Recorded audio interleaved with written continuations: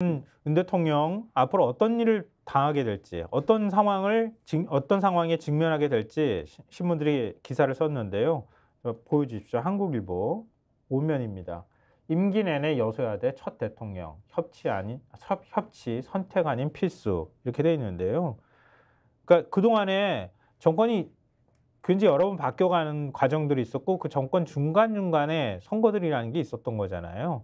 근데 임기 내내 여소야대로 지금 출발을 했는데 중간에 치러지는 총선에서 또 참패를 해가지고 그냥 여소야대 끝으로 그냥 끝까지 임기 내내 보낸 대통령이 처음이라는 거 아니에요, 이게? 그렇죠. 근데 선거로만 보면은 김대중 전 대통령이 사실 선거에 패배한 적은 있는데 네. 그때 이제 소위 말하는 의원 빼오기 이런 걸 막 해가지고 맞아. 억지로 기억나요. 이제 여대 야소를 만들었었죠, 그때는. 맞아요. 근데 그럴 수조차도 없고 이거는. 이거 어떻게 빼와? 그렇죠. 이 많은 인원을. 그런 수단도 없고 결국은 5년 내내 여소야대를 유지할 수밖에 없는 헌정사상 최초의 대통령.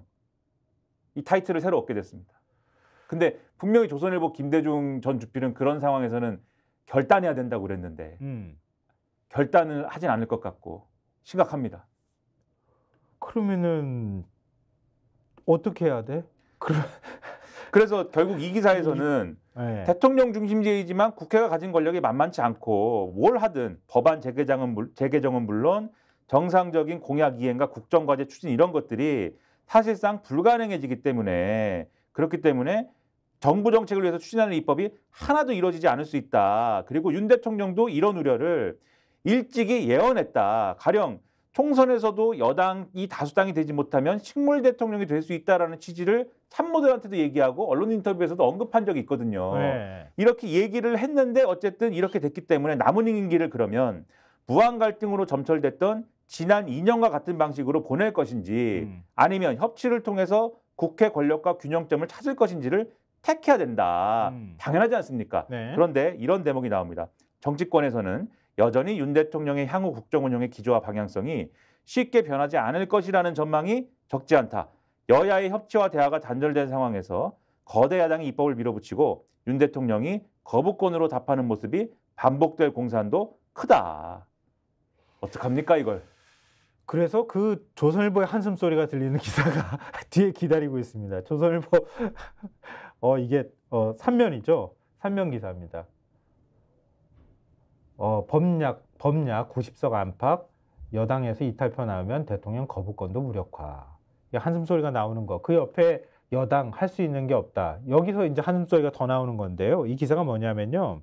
그러니까 지금 190석 정도, 법야가 190석 정도를 가져가게 되면은 대통령은 그러니까 일단 범야권 의석이 200석에 못 미치면서 대통령 거부권은 가까스로 살아나게 됐다. 그러나 22대 국회에서 여당 내 이탈표가 10여 표가 나올 경우엔 대통령이 거부권을 행사하더라도 국회에서 200표가 확보돼 무력화될 수 있다. 그동안 윤 대통령이 거부권을 행사했던 법안 가운데 김건희 특검법이나 간호법 같은 경우는 여당 내에서도 거부권 행사가 지나치다라는 의견이 있었다. 그러니까 그게 지금까지는 요 이탈 가능성이나 이런 것들을 윤석열 대통령이 당에 대한 어떤 장악력으로 완력으로 막아버렸던 거잖아요. 그렇죠. 근데 뒤에 이제 얘기를 하겠지만 그 장악력이 유지가 될 거냐가 지금 의문이 제기가 되거든요. 그렇죠. 그러면서 이탈표를 못 막는 상황에서는 거부권이 유지가 되겠느냐. 이 우려를 가질 수밖에 없는 거죠. 그리고 또 개헌 저지선을 확보한 거잖아요. 근데 여당 내 이탈표가 있으면 개헌도 가능해진다. 이렇게 조선일보는 전하고 있는데요. 현행 헌법을 보면 개헌안은 국회 제적의원 과반수로 발의, 제적의원 3분의 2, 200석 이상 찬성으로 통과된다. 물론 국민투표를 거쳐야만 개헌이 완료된다. 한 친명 의원은 통화에서 개헌과 관련해 4년 중임제를 도입하고 대통령 권한을 대폭 축소하며 검찰 등 권력기관 개편이 추진될 가능성이 있다. 그동안 누구나 대선 때 공약했으나 여당이 되면 나몰라라 했었는데 지금이야말로 개헌의 최적의 기회다라고 말을 했다고 하는 걸 전하고 있어요. 민주당은 공개적으로 탄핵을 거론하고 있지는 않지만 이재명 대표는 유세 현장에서 서슬퍼런 박근혜 정권도 힘을 모아 권좌에서 내쫓지 않았냐라며 사실상 탄핵을 시사하는 발언을 했었다. 이것도 역시 또 마찬가지로 여당 내에서 협조하는 표가 10표 정도만 나와주면 얼마든지 가능한 거잖아요. 근데 그렇게 되려면 헌법이나 법률 위반이 명확한 사안이 뭔가 나와서 명분이 좀 돼줘야겠죠.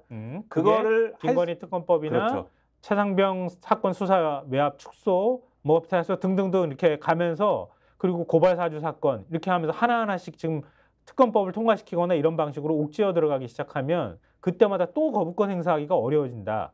국민의힘 내부에서도 이건 너무 심하다.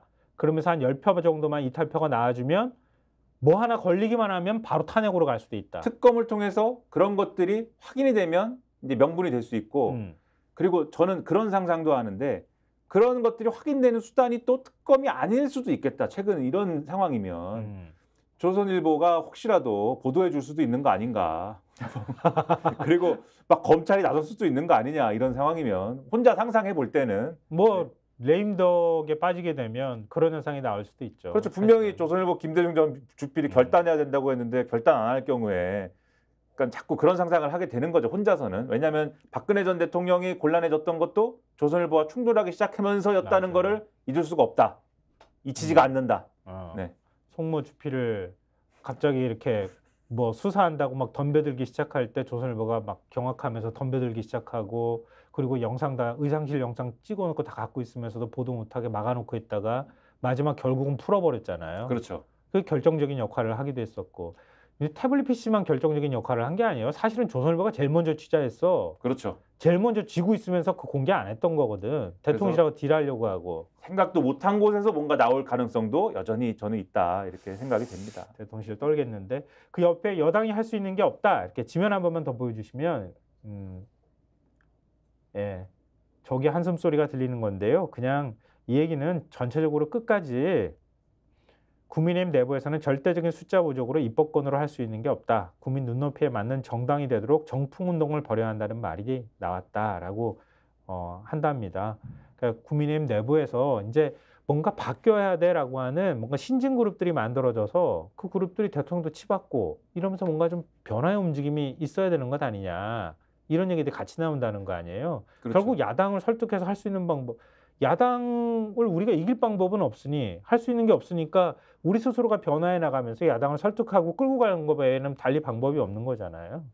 그러니까 그런 내용을 한숨 섞인 조선일보식 표현대로 기사를 저렇게 썼네요. 그 부분을 얘기를 하면은 저는 또 자연스럽게 한동훈 비대위원장의 운명에 대해서 좀 궁금해져요. 그러니까 이재명 대표도 역시 마찬가지고. 그렇죠. 그걸 신문들이 다루고 있잖아요. 근데 저는 뭐 이재명 대표의 운명은 사실 조금 뒤로 미뤄도 될 것 같고 한동훈 비대위원장이 지금 이 흐름에서는 좀 궁금하다. 스픽스는 말하는 언론입니다. 대세는 유튜브, 그중에서 스픽스. 좋아요, 댓글, 구독, 알림 설정. 여러분이 저희를 사랑해 주시고 우리가 여러분을 사랑하는 4가지 방법입니다.